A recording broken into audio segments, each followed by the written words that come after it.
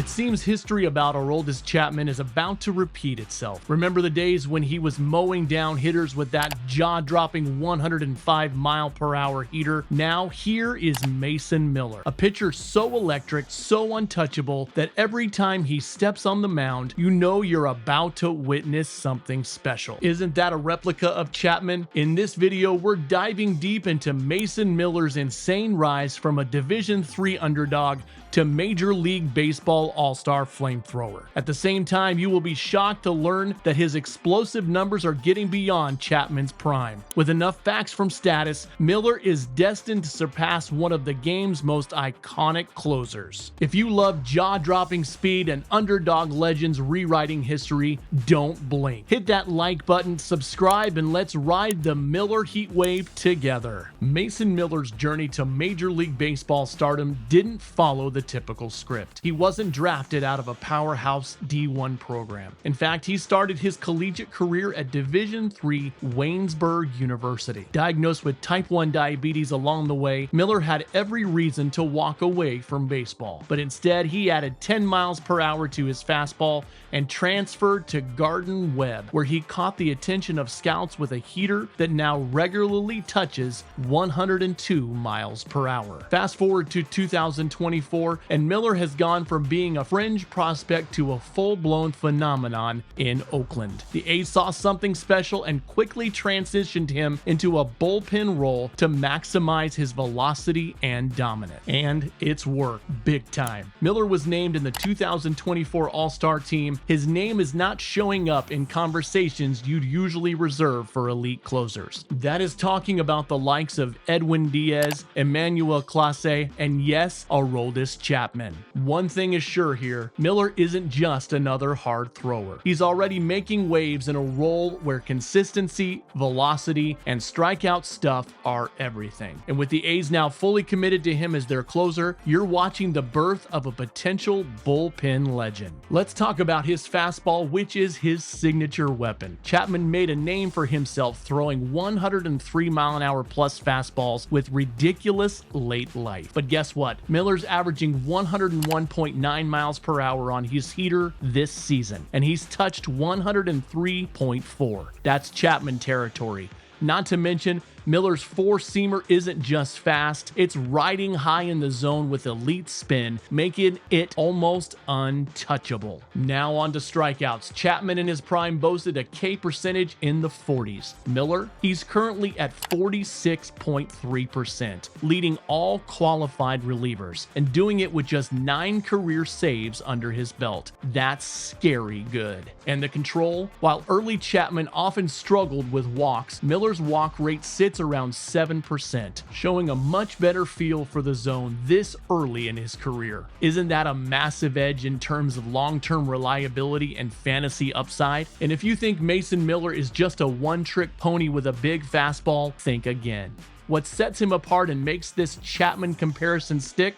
Simply put, it is the complete arsenal he's bringing to the mound. Let's start with his slider. This pitch is absolutely filthy. It averages around 89 to 91 miles per hour with devastating horizontal breaks. But here's what matters. Hitters are batting under 100 against it. And Miller doesn't just throw it for show. He's confident using it in any count. It tunnels well off the fastball and gives him a second true put-away pitch. Chapman had a slider too, but he leaned on the heater much more. Miller is already sequencing like a veteran. Then there's the cutter. This is where things get even more interesting. Miller introduced it as a way to change pace and miss barrels. This comes in at around 95 to 96 miles per hour, which is absurd for a secondary offering. Like that, it gives him a different look against lefties and helps neutralize hitters sitting dead red on the fastball. Before we proceed, if you like this breakdown, hit that like button, subscribe, and turn on notifications so you never miss deep deep dives like this. Another line is that the cutter isn't just functional,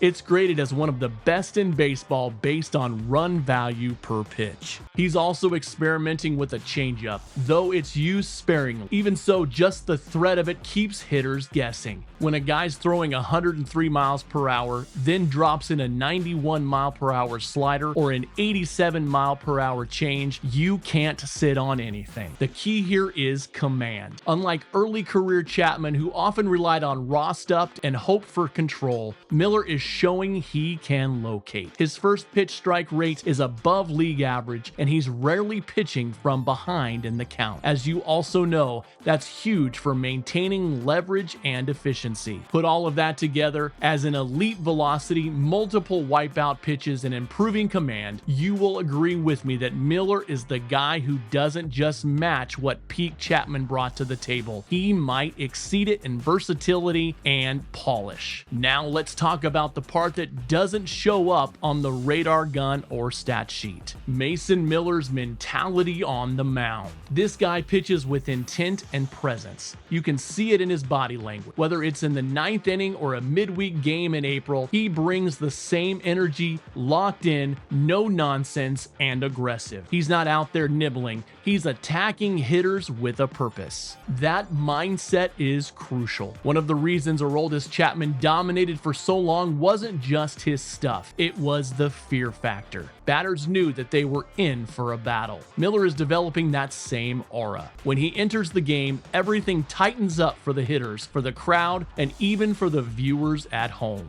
You feel the shift. That's the kind of presence that defines elite closers. And here's something Miller has that Chapman didn't always have early in his career: composure. Despite his electric arsenal, Miller isn't a wild card. He doesn't implode under pressure. In fact, he seems to thrive in it. Whether it's closing out a tight game or bouncing back after giving up a hit, he stays even-keeled. That maturity is rare, especially for someone still relatively new to the role. Also worth noting is Miller's work ethic. His rise wasn't just handed to him. He dealt with injuries early, had to fight through setbacks, and still came back stronger. That tells you a lot about his mental makeup. He's built for the grind, not just the highlights. All of this, the focus, the fearlessness, the maturity, shows that Miller's edge isn't just about his arm, it's in his head. And that might be the biggest similarity to Chapman at his peak, or the reason Miller surpasses him. So here's the big question: can Mason Miller actually become the next Aroldis Chapman, or even surpass him? Let's start with the essential. Chapman set the bar high. Over 14 seasons, he racked up 320 plus saves, had a career strikeout rate over 40%, and was a 7-time All-Star. He wasn't just dominant, he was intimidating. His fastball touches 105 miles per hour, and when he was on, hitters had almost no chance. Now let's line that up with what we're already seeing from Miller. And remember, he's barely scratching the surface of his prime. His current fastball averages over 100 miles per hour, and his slider is arguably sharper than Chapman's ever was. He's posting strikeout rates that are already comparable to Chapman's best years, and he's doing it with a better walk rate and cleaner mechanics. But what really separates Miller is how he is using his stuff. Chapman often relied on pure velocity. Miller's approach is conservative. He's learning how to sequence, set up hitters, and finish them off. He's mixing speeds. He's located. That shows a level of polish that usually takes years to develop. Add to that his workload management. The A's are using him wisely, not overextending him like teams often did with Chapman. That could mean more longevity and fewer injuries long term. Now, of course, Miller still has to prove it over time. Chapman's legacy was built on consistency, year after year of closing in high-stress situations. Miller's just beginning to get those reps, but the tools, the mindset, and the early dominance, they're all there. So what does all of this mean? Well, first off, it's reviving excitement around the closer role. For years, many teams drifted towards committee-style bullpens and analytics-driven matchups. But watching Miller come in, throwing 102+ mile per hour with nasty movement and shutting the door, that's old school closer energy. And it's exactly what fans love. He brings back that edge of your seat feeling in the 9th inning. Second, he's becoming a reason to tune in to A's games, even for casual fans.